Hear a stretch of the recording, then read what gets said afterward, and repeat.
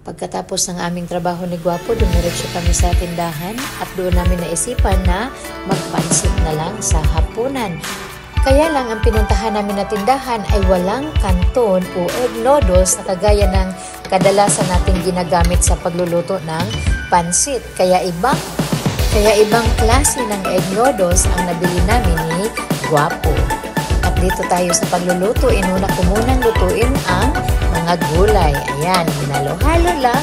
Siyempre, ginisa ko muna kasama ang sibuyas at bawang. Tinimplahan ko na rin ng soy sauce, oyster sauce, at siyempre, ground black pepper. Ganito talaga ako pag magluto ng pansit, guys, mga kabislat. Mas maraming gulay. Yung parang nagluluto na ako ng chop suey. Tawag ko nga dito ay chopsit. Chop suey at pansit. Dito naman tayo sa karne. Ginisa ko muna ang bawang, sibuyas, at ayan ang karne. At dumiretso na tayo sa kumulo na yung karne dahil ang hirap, guys, mga kabisat, mag-video ng sarili mong luto. Wala kasi akong tagahawak ng kamera, si Shinaya, galing ng eskwela. Ayun, naglaro ng kanyang gadgets. Si Gwapo naman ay pagkatapos sunduin si Shinaya sa school, natulog na.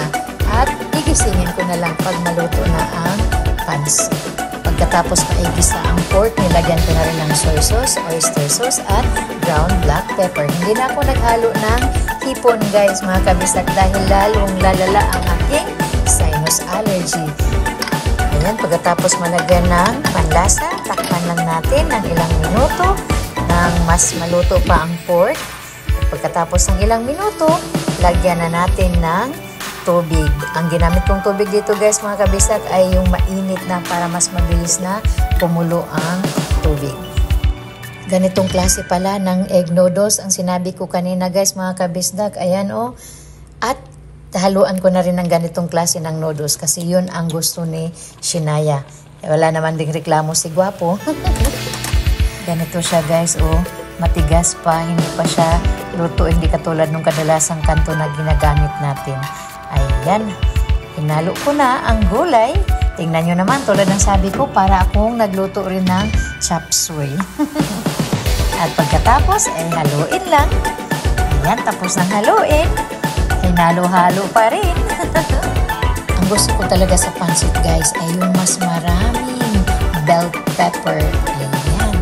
O diba, kasi makulay na makulay ang buhay. Kainan na!